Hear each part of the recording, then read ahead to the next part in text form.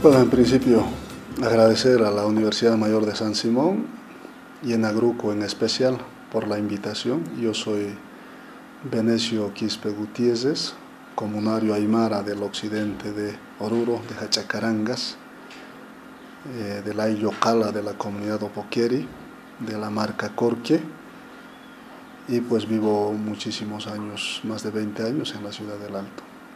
Desde el 18 de febrero, gracias a la decisión del hermano presidente Evo Morales Ayma, hemos asumido la dirección ejecutiva de la primera institución, que es la Autoridad Plurinacional de la Madre Tierra, creada a través de la ley número 300.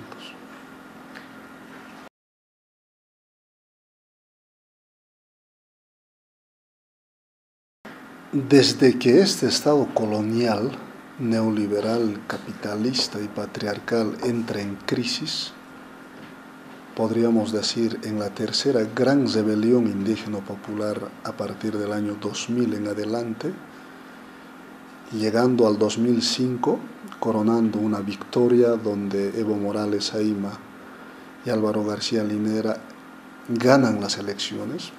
Entiendo este proceso como, y al mismo presidente Evo Morales, como criatura del pueblo. Las luchas del pueblo de distintos sectores ha parido este proceso y por tanto el liderazgo del presidente Evo Morales Ayma. Y a partir del 2006 en adelante entramos en un proceso de cambio. La interpelación al Estado colonial y neoliberal ha significado de la visibilización de que ese Estado colonial ya no va más, de que estaba en crisis porque no había resuelto los problemas de su sociedad, de su país. En ese contexto, desde el 2006 en adelante empezamos a proponer, también fruto de las reflexiones indígeno-populares, a descolonizar el Estado. Se habla de la descolonización en distintos niveles: descolonización del Estado, descolonización de la educación, descolonización de la justicia, etc., ¿no?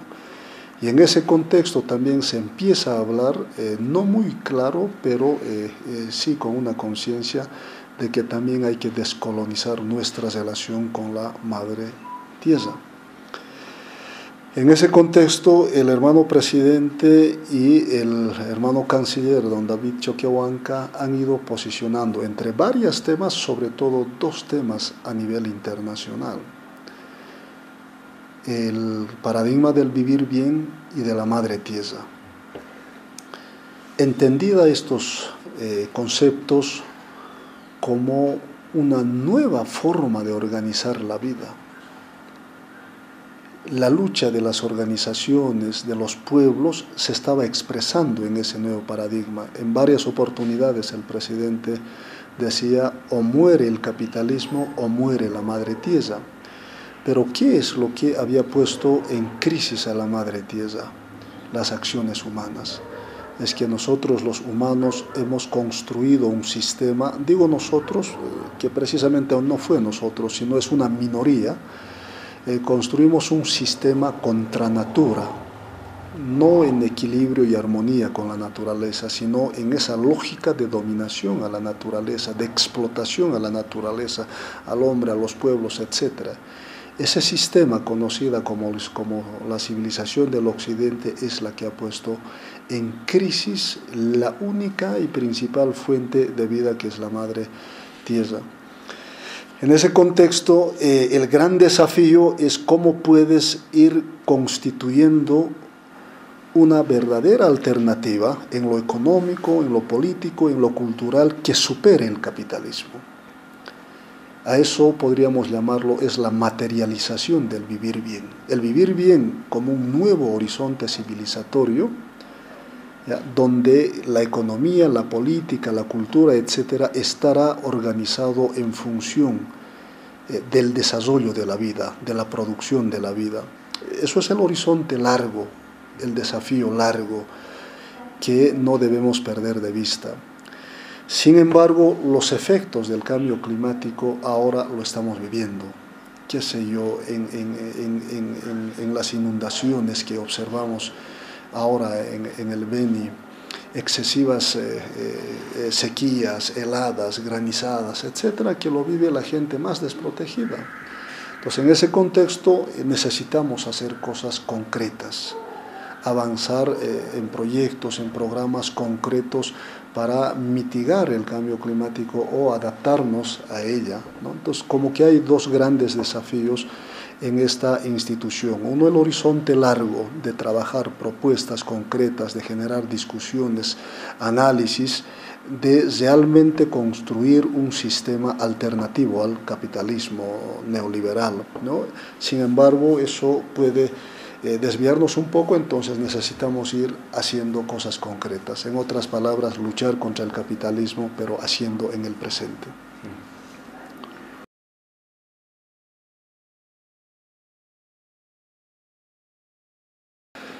A ver, el sistema occidental, llamada en este caso particular el capitalismo, nos ha organizado una economía en función de la acumulación del capital. Al sistema capitalista no le interesa la vida.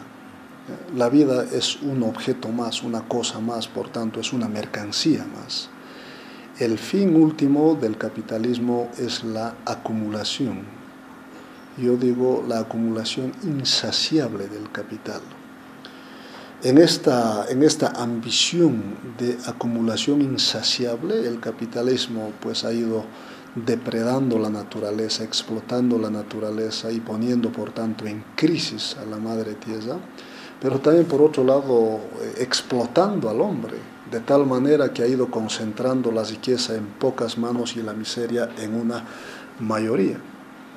Y el vivir bien en este análisis va a tener que ver y tiene que ver con constituirse en una alternativa desde el horizonte indígena. No puede ser de otro horizonte. ¿Por qué? Porque si decimos que en 1492 lo que llegó es el colonialismo, juntamente con ella el capitalismo mercantil, el patriarcalismo y recientemente desde los años 80 del pasado siglo el neoliberalismo, quienes la construyeron ese sistema es la que ahora la estamos viviendo. Entonces, desde el 2000 en adelante, y en particular desde el 2006 en adelante, pues el sujeto, llamémosle constructor, van a ser los negados por el capitalismo, por el colonialismo. Y por eso el vivir bien es un nuevo horizonte civilizatorio, diríamos, desde la negación, desde el horizonte indígena, que tiene que ser alternativo al capitalismo. En consecuencia, el fin último de esta será la crianza de la vida, diríamos, en términos actuales, o la producción, reproducción y desarrollo de la vida, ¿no? La ley de la madre tierra intenta normar para ir avanzando en ese sentido, ¿no? Cómo podemos ir construyendo un desarrollo, pero en armonía y equilibrio con la madre tierra. Para nosotros los indígenas, así como para los occidentales, Dios existe y uno puede dialogar con Dios, etc. Para nosotros los indígenas, todos tienen vida y la madre tierra, no como en el capitalismo, es mera naturaleza, fuente ilimitada de explotación de riqueza, sino es un ser viviente. Permítame comentarle un hecho muy simbólico.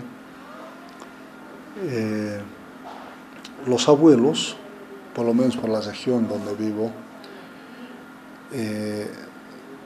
cuando la guagua nace, sale de la matriz de la madre, lo cortaban el ombligo con piedrita, jespicala lo llaman, lo cortaban con piedrita y le envolvían en una lanita el ombligo y después de eso lo enterraban a la tierra, no lo podían tirar a la basura. ¿Ya? Entonces uno se pregunta, ¿qué es eso lo que estaban queriendo simbolizar? Es que para los pueblos indígenas, cuando está en la matriz, la guagüita se alimenta a través del ombligo de la madre, de su mamá. Cuando sale de la matriz de la madre, a través del entierro del pedazo de ombligo, intentan simbolizar que cuando sale de la matriz de la madre va a empezar a vivir de otra madre, que es la madre tierra, para siempre. Entonces, en ese contexto, la madre tierra, en nuestro entender, tiene vida, es un ser viviente y nuestra relación debe ser en armonía, en complementariedad y en equilibrio.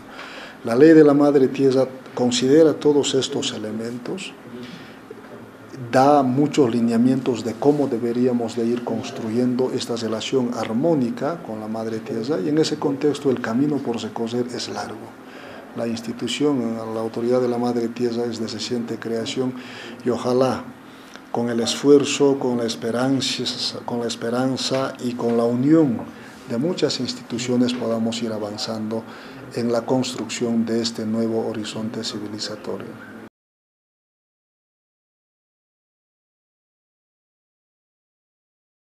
Agruco tiene muchísima experiencia en investigación, muchísima experiencia en formación, pero también muchísima experiencia en investigación en temas que no necesariamente son de interés del resto de las universidades. Por ejemplo, el recuperar los saberes, los conocimientos, la ciencia, la tecnología de los pueblos indígenas y cómo desde ahí se pueda construir una visión de desarrollo diferente. En ese contexto, Agruco, en mi opinión, es un centro de avanzada, que ahora, gracias a la invitación del doctor Freddy Delgado, pues hemos tenido este momento de compartir experiencias y de buscar elementos que nos permitan unirnos mucho más y poder trabajar de manera conjunta para avanzar en propuestas mucho más concretas en beneficio de nuestro país y sobre todo para aportar en este proceso de cambio. Y creo que en ese contexto Agruco tiene mucho que dar al país, no solo